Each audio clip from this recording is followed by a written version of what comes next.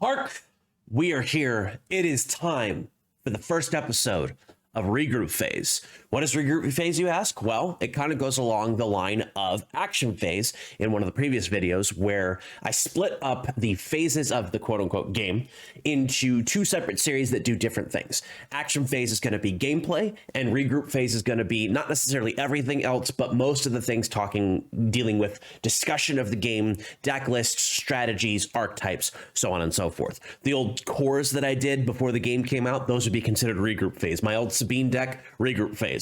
Unboxing things, not necessarily. Potentially later on, you're going to see another video that's going to be called Unbox Phase, and that will be the third aspect of what these different things are. So, our first episode of Regroup Phase is going to actually go over my Assault Rebels deck, which is focused on Hera and her rebels.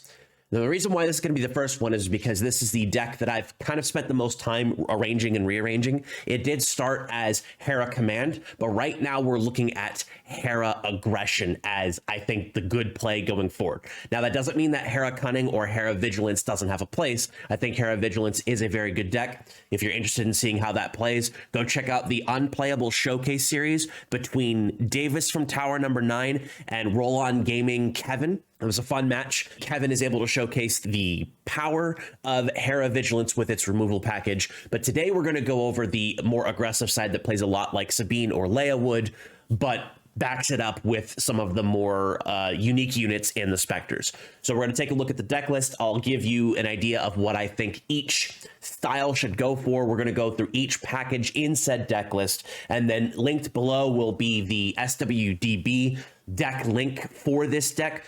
If you're watching this in the future, in a later set, or even a couple months from now, the deck list might have changed, so just refer to that when it comes down to it. But for now, let's check this deck list out. We're here on this lovely K2SO mat. Shout out to Scott from Source for allowing me to utilize this for some of my videos. I appreciate you very much. Our base, we're using Catacombs of Kadera. That's mainly because this is my hyperspace base that is available to me at the moment. You could use Kestro City, you could use Catacombs of Kadera. I have opted to not use Tarkin Town because having the extra 5 health, especially for this deck, really does help. I don't think that Tarkin Town does enough to be able to mitigate your opponent's units to be able to say it is worth losing the 5 health, especially in base races with other 30 health bases, and sometimes even hyper-aggressive Sabine or Leia builds that have 30 health bases. We have 4 main packages that deal with cards included into this deck. We have Spectre, we have Command, we have Aggression, and we have Rebel. So we're going to start with the Spectres. Right off the bat, you're running 3 Choppers. You're running 3 Sabine Wren, Explosive Expert. I'm running 2 Ezras. You can use 3, but 2 I think is the sweet spot, especially given how many 3 drops I have in this deck. We're using 4 Kanan Jarrus. We're only using 2 Zeb Aurelios, and I'll explain that in just a minute. We're using 3 The Ghost. We've got 2 copies of Spark of Rebellion, and we have 2 copies of Caravast. Now, your 3 ofs being Chopper, Sabine, Kanan, and The Ghost are all force multipliers for your deck. Early game, Chopper can get those extra cards off the top of your opponent's deck and extra damage if you have the ability to do so. Sabine is really good at attacking bases, but also wiping out additional 3 health units that are on the board. And if you have other things, you can go even higher than that. Ezra is a very good card, but given the dearth of 3 cost units in this deck, you do have a lot of flump in that space. So you are pretty much only going to go up to 6 resources in this. You could go to 7 if you really need to, but it's 6 resources that allows you to play your highest cost card and multiples of your lower cost cards. Kanan is a big threat that most players aren't really prepared to deal with. It's not even necessarily that he can attack and discard cards off the top of the deck. It's that he's a 4-cost 4/5 that can be difficult to deal with and mandates an immediate response to his presence. Otherwise, he's just going to keep slapping you. Zeb is probably the most sideable card in this deck. I don't have a sideboard just yet, but that's something that we're going to be looking into building at a later date. A 5-cost 5/5 isn't great, and his effect, while good, isn't able to be used as effectively in this style of deck because he does need to come down and have an immediate impact as opposed to sitting on the board for a round and then being able to get that extra damage in. If you were running double command and you had ECL, this would be probably a 3 of, but originally I was running it as a 2 of. But there are some uses for Zeb in the late game if both players have stalled. Ghost choice is obvious. It comes in as a 6-cost 5/5 space unit with a shield. Very difficult to deal with. Obviously, it is susceptible to takedown, but dies for removal is not a great response for not including cards or including cards in your deck. The when played, giving a shield token to a Spectre unit, you have 1, 2, 3, 4, 5, 6 cards that allow you to take that token outside of itself. And it's just a really good card. There's not a lot of things that are going to be able to immediately deal with a 5/5 in space. And the fact that it's shielded means it can trade effectively into your opponent's stuff. And the fact that it gives shields to your other Spectre units means that your opponents have to deal with the Spectre units that are on the board before they realistically are able to deal with that. The 2 copies of Spark and the 2 copies of Carabast are really just utility tools. Carabast can be decent removal. One tip on this is that if you have no damage on your unit, but your opponent has a unit that's on the board that has 1 health left, this will still kill it because it says deal damage equal to an enemy unit equal to the amount of damage on the friendly unit plus 1. So if you have 0 damage on a unit, you're dealing 1 damage. I did utilize that pretty well for myself in a game. And if something is on the board that has 1 health left that's going to kill you, Carabast it out of the way. Spark of Rebellion does give you that level of information in your opponent's deck and the ability to knock out their best card. But if you're not worried about that, it's an easily resourceable or side-outable card. Our next package is our command package, and it starts off with 2 copies of Mon Mothma. This is your Rebel Searcher. 2 copies of Battlefield Marine, just a very good basic 2-cost card in command. 3 copies of Echo-based Defender. This is going to be one of the main MVPs in your deck because it does require, again, as other cards, requires an immediate answer. Otherwise, your opponent's just going to be slamming units into it, and most of those units are going to die. 2 copies of Bright Hope. Similar to the Echo-based Defender, less clearable, but also less retaliatory damage.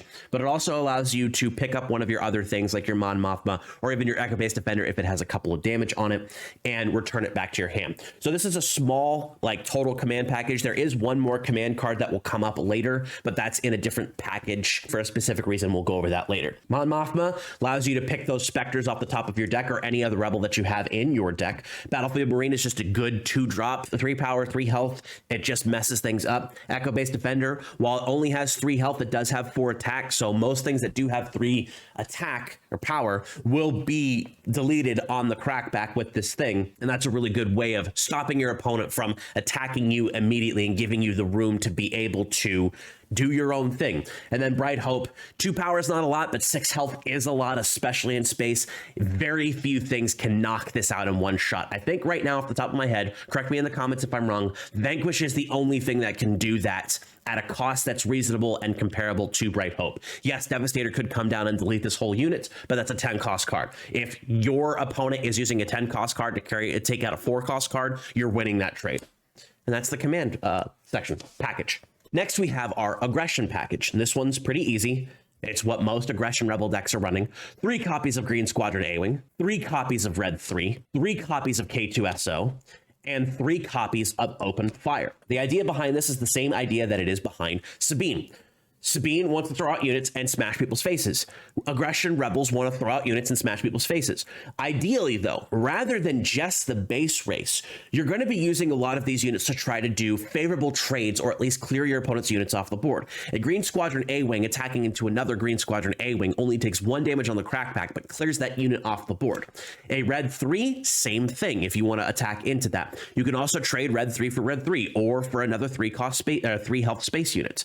The idea behind these guys is that they can apply the early pressure in the early game and continue doing that in the mid game, but also can just be unit clears in space if you really need them. K2SO is a very good unit because it's a 4-cost 4/4 with Overwhelm, and when it is defeated, it will deal 3 damage to your opponent's base. You're probably not going to worry about the discard effect, but it's there if you need it. And while you don't have the ECL to be able to ambush this into something, again, it's another 4-cost card that mandates an answer from your opponent. Otherwise, it's going to deal a lot of damage. You're using K2SO primarily to eliminate your opponent's units on the board, whether it's a Sentinel or a troublesome unit that's dealing extra damage to you, or just something that you don't want your opponent to be able to continue attack or get any benefit off of. K2SO is also a very good target for Hera's experience token that she gives when she attacks. So keep that in mind. Open fire, 3 cost, 4 damage to a unit. This is one of the best early game clearers. Open fire and takedown are 2 of the best removal tools in the entire game. Unfortunately, we can't run takedown in this deck, but if you're running Hera Vigilance, you can, and that is a great option. But this allows you to take care of your opponent's troublesome units, their buffers, Veers, Dodana, Red 3. You could take out an opposing K2SO. You're still going to take the base damage, but you won't take any regular damage from that. There's a lot of other troublesome units that you can target with open fire that would at least help you clear them off the board or have them worry about the crackback from something like Echo Base Defender or even Bright Hope. Excellent card. This is the primary reason why I shifted into aggression, is because open fire is good and open fire does clear games for you. Our last package is the Rebel package, and it is mostly heroism, but 1 command card. So right off the bat, Fleet Lieutenant. You know why this is good. Next, we have Wing Leader. You know why this is good. And last but not least, you have Rebel Assault. Rebel Assault, attack with a rebel, it gets +1 power. Attack with another rebel, it gets +1 power. You do open a lot of units that can cost a small amount. Your Green Squadron A-Wings, your Red 3s, your Battlefield Marines, your Mon Mothmas, your Echo Base Defenders, Choppers, Sabines, Ezras. Those are all going to be very good targets early game for Rebel Assault. But even mid to late game, if you have Red 3 on the board and you have another Heroism, which all of your units are, Heroism Rebel unit, you can Rebel Assault, attack with the Red 3, attack with another unit, and you've dealt potentially upwards of 11 damage in one single action, which is really good. Wing Leader, very good card. 2 experience to a rebel unit. It does continue the experience generation from Hera. And then Fleet Lieutenant is Fleet Lieutenant. Fleet Lieutenant and Snowtrooper Lieutenant are 2 of the best single morality aspect units in the game, because they basically say, hey, I'm going to play a body on the board, but I'm also going to let that guy attack you, your unit, or your face for a bunch of extra damage. Those are the key components, the 4 packages to this deck. A lot of your games are going to start with Green Squadron A-Wing and Red 3, or potentially a Sabine and an Ezra, or even a Sabine and a Fleet Lieutenant, or even one of your 2 cost cards and a Wing Leader. There are so many options, so many early game plays that you can focus on that allow you to do that. But don't discount the option of playing your 2 cost units, whether that is your Green Squadron A-Wing and your Sabine, and then an open fire to clear out a troublesome unit off the other side, opponent's side of the board, because you do need to survive that early game. When you're going up against the Sabines and the Leias that have that early game pressure, you really do want to make sure that you have the capacity to be able to eliminate your opponent's units and also be able to survive to get into the later games to play your 4s and your 6, which we do only have 1 5-cost card in the deck, which is that Zeb. And most often what ends up happening is I'll just play a 2 or a 3 during that turn. Honestly, you could cut Zeb completely. Him being a Spectre does not automatically mandate that he is required to be in this deck, but I like having him in there because there have been times where he's been useful in getting the extra damage and clearing off my opponent's board state with that. That's the deck list. So now that we've taken a look at the deck list, let's take a look at a little bit at the math. Shout out to Nerd Parker for swdb.com. We have here cards by cost. 6 cards that cost 1. We're at 14 cards that cost 2, 17 cards that cost 3, 8 cards that cost 4, 2 cards that cost 5, and 3 cards that cost 6. So we're definitely on the lower end of the spectrum. You're not necessarily going to have to resource anything beyond 6 unless you want to try to play a 4 and a 3 in the same turn, which is possible. You do have enough of those. Cards by type, we're looking at 40 units and 10 events. You could definitely mess a little bit with that if you were worried about not having enough extra damage with something like Carabast or extra knowledge from your opponents with Spark of Rebellion. You could always drop the Zebs into those and put yourself at 12. I generally try to run between 9 and 12 events when it comes to my deck. Our ground units, we have 26. Our space units, we have 14. This is a little bit on the heavier side for space units, but with the way the deck runs, you're not necessarily going to have to worry about that too much because you do have a lot of those low cost 2s and 3s in your ground units, which allow you to run a few more 3s, 4s, and the 6s in space. Cards by rarity. This is the fun part. Cards by rarity are, we have 12 rares, 15 commons, and 25 uncommons. No legendaries, and you're obviously not required to run the showcase. So that's a really good batch of cards to be able to say, hey, this is an early deck that I can use. And if you end up not liking Hera, you can always transition into the Leia strategy or the Sabine strategy, and you don't really have to get too many more cards beyond what you already have. The rares, the most important rares being K2SO and Red 3 for that. We have the sideboard. I came up with this really quickly, debating on things that might be necessary in order for you to be successful in the future with this deck if you are running best of threes in a competitive environment where you need to have that advantage. Your options available here are kind of limited because most of your main board options are things you're going to want to play anyway. But in terms of a sideboard, you are able to play 3 copies of Spec Force Soldier to allow you to get another 1 cost unit that gives you a 2/2 on the board that is a rebel and can also force Sentinel off a unit for the phase. 2 copies of Disabling Fang Fighter, extra space present. Unfortunately, it doesn't work with your rebel strategy or your heroism strategy, but it does allow you to defeat an upgrade. If you're more worried about the upgrade than you are about having space units, you can swap this with Confiscate. For a cause I believe in is something that I think should probably be in the sideboard anyway. I've been trying to figure out how to fit this into the main board, and I think the only option is to eliminate Zeb and like 1 copy of either Carabast or Spark of Rebellion. But having 3 copies of this allows you to have that if you've got 26 to 27 damage on a 30 health base or 21 to 22 health on a 25 health base your opponent has, you can use this for a quick, oh, okay, I guess I just win, because there's only 3 cards in the entire deck that do not have heroism on them, and that is our 3 copies of Open Fire. Everything else is heroism. So being able to do that and get that game winner towards the end when your opponent isn't expecting it does have valuable impact into the game itself. And then if you really want to, you can pack 2 copies of U-Wing Reinforcement, especially if you think your deck is going to be able to go into the late game with 7 resources. That does mean you are going to have to consciously make an effort to push your deck up to 7 resources each time you play it, but you do have quite a few targets in your deck at 1, 2, 3, and even 4 to be able to get multiple cards of U-Wing Reinforcement, or just something big like the Ghost, or even a Bright Hope or a Zeb if you're still running that in the deck. Likely what you'll end up doing is you'll take out you're probably going to side out your Zebs and 1 or 2 copies of either of these for any of your sideboard cards themselves. You could even potentially trade out your Bright Hopes if you're not worried about opposing space strategies for the Disabling Fang Fighters if you need the reinforcements, or if you need the upgrade elimination or U-Wing Reinforcement for the same purpose. You just got to feel out for yourself what you think. Hera is a fun strategy.